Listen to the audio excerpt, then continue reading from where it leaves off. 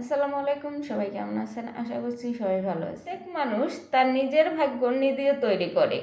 কারণ কি জানেন, আমাদের ভাগ্য তো আল্লাহ পাকই লিখে রাখছেন, কিন্তু তিনি যেগুলা কথা লিখে রাখছেন সেগুলাই হবে। কিন্তু ধরেন যে আমি ধনী হব, কিন্তু আমার ধনী হব যে আমার 10 কোটি টাকা থাকবে, কিন্তু এটা 10 কোটি টাকা আমি আমার ভাগ্যে আল্লাপাক লিখে রাখছেন, কিন্তু এটা আমি বৈধ পথে কামাবো না অবৈধ পথে কামাবো সেটা নিতান্তই আমার ব্যাপার। কারণ মানুষ নিজের ভাগ্য নিজে তৈরি করে। আল্লাহ পাক আমার ভাগ্যে 10 কোটি টাকা লিখে রাখছে, কিন্তু সেই 10 কোটি টাকা আমি বৈধভাবে উপার্জন করব না অবৈধভাবে করব, এই চয়েসটা শুধুমাত্র আমার। কারণ একটা মানুষ তার চয়েসের উপর তার ভাগ্য নির্ভর করে। আপনি যদি ভালো চয়েস করেন, আল্লাহ পাক সেই ভালোটাতেই আপনাকে বরকত দিবে। আর আপনি যদি খারাপ চয়েস করেন, সেই খারাপটাতেই আল্লাহ পাক বরকত দিবে। কারণ আপনার চয়েসের উপর আপনার ভাগ্য নির্ভর করে, কিন্তু আপনার রিজিক, আপনার কপালে কি আছে সেটা আল্লাহ পাক নির্দিষ্ট করে দেওয়া।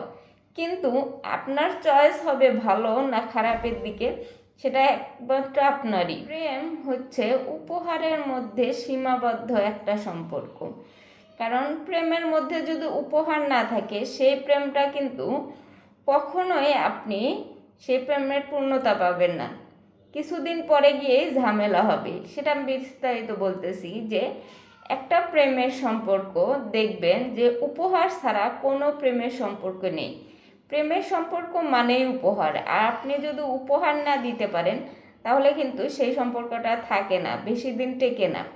তো প্রেমের সম্পর্ক মানেই হইতেছে উপহারের সম্পর্ক। উপহার দিয়েই প্রেমের সম্পর্ক তৈরি হয়, এবং প্রেমের সম্পর্ক উপহারের জন্যই টিকে থাকে। যে নারী নিজের গুণাবলীর কথা বলতে থাকে সব সময়, আর তার ভালো গুণের কথা তার নিজের সম্পর্কে সবসময় ভালো ভালো করে, সেসব নারী থেকে সাবধান থাকবেন। যেসব নারীরা নিজের সম্পর্কে ভালো ভালো কথা বলে, নিজের গুণাবলী সবসময় অন্যের সামনে তুলে ধরার চেষ্টা করে, সে নারী থেকে সবসময় সাবধান থাকবেন। আপনার স্ত্রীকে ভালোবাসুন এবং আপনার মাকে বিশ্বাস করুন। এখন বর্তমান যুগে বেশিরভাগ ক্ষেত্রেই আপনারা যারা ছেলেরা আছেন, তারা মা এবং বউয়ের মধ্যে, স্ত্রীর মধ্যে দুই ভাগে বিভক্ত হয়ে যান। কিন্তু এখানে দুইটা জিনিস বোঝার আছে। একটা হইতেছে যে জন্মদাতা মা, এবং আরেকজন হইতেছে অর্ধাঙ্গিনী, মানে আপনার স্ত্রী হচ্ছে আপনার অর্ধাঙ্গিনী। তার যতখানি অধিকার আছে তার জায়গা থেকে, আপনার মা আপনাকে জন্ম দিচ্ছে, তারও তার জায়গা থেকে অধিকার আছে। আপনার মার অধিকার আছে তার সন্তান হিসেবে, এবং আপনার স্ত্রীর অধিকার আছে আপনাকে স্বামী হিসেবে। সেই জন্য নিজের মাকে কখনোই অবিশ্বাস করবেন না, আর নিজের স্ত্রীকে সবসময় ভালোবাসবেন এবং সবসময় তার সাথে থাকবেন। আপনার সন্তানকে 5 বছরের জন্য রাজপুত্র, 10 বছরের জন্য কৃতদাস, এবং তারপরের থেকে একজন বন্ধু বানান। কারণ কি, আপনার সন্তান যখন একজন পুত্র সন্তান জন্ম নেয়, তখন 5 বছর বয়স পর্যন্ত তাকে আগলে রাখুন, রাজপুত্রের মতো তাকে ট্রিট করুন। কিন্তু 5 বছর পরের থেকে তাকে 10 বছর তার সঙ্গে তার সব কিছুই করার পারমিশন দিন। কারণ সে তার নিজের কাজ করবে, নিজের সব কিছু যখন নিজে করবে। একজন কৃতদাস যেভাবে নিজের কাজ নিজে করে, সেই কৃতদাস যদি আপনার সন্তানকে 5 থেকে 15 বছর পর্যন্ত এই 10 বছর করাইতে পারেন, পরবর্তীতে গিয়ে 15 থেকে সারা জীবন আপনি যদি তার বন্ধু হয়ে থাকতে পারেন, সেই সন্তানটা একজন আদর্শ সন্তান হিসেবে বেড়ে উঠবে। তাই 5 বছর পর্যন্ত একটা সন্তানকে রাজপুত্রের মতো রাখুন, আর 10 বছর তাকে কৃতদাস বানিয়ে রাখুন, এবং 10 বছরের পর থেকে তার সাথে একটা বন্ধুত্বপূর্ণ সম্পর্ক তৈরি করুন। ক্রোধ একটি শক্তিশালী বাতাস যা যুক্তির প্রদীপকে নিভিয়ে দেয়। ক্রোধ মানে হচ্ছে রাগ।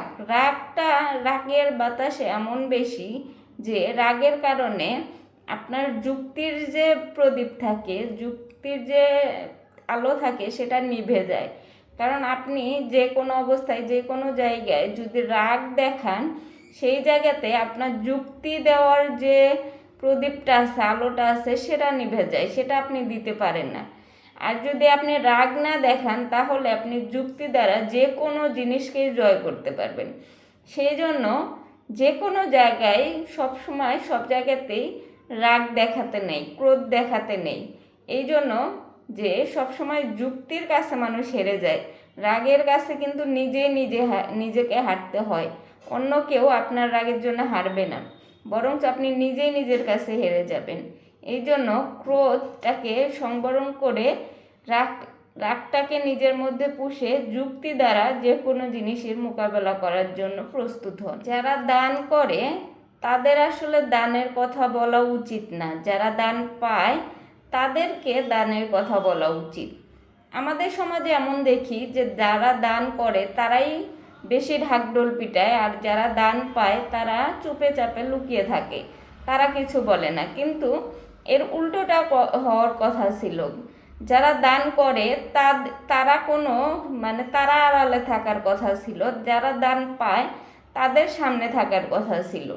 কিন্তু আমাদের সমাজে এরকম হয় যে যারা দান দেয় তারাই বেশি সামনে থাকে, যারা দান পায় তারাই মুখ লুকিয়ে থাকে। এটা অনেক ভয়াবহ একটা ব্যাপার যে দানশীল সবসময় নিজেদেরকে লুকিয়ে রাখা উচিত, এবং যারা দান পায় তাদেরকে সবার সামনে, যারা দান করেছে তাদেরকে সামনে আনা উচিত। এরকমটাই হওয়া উচিত ছিল।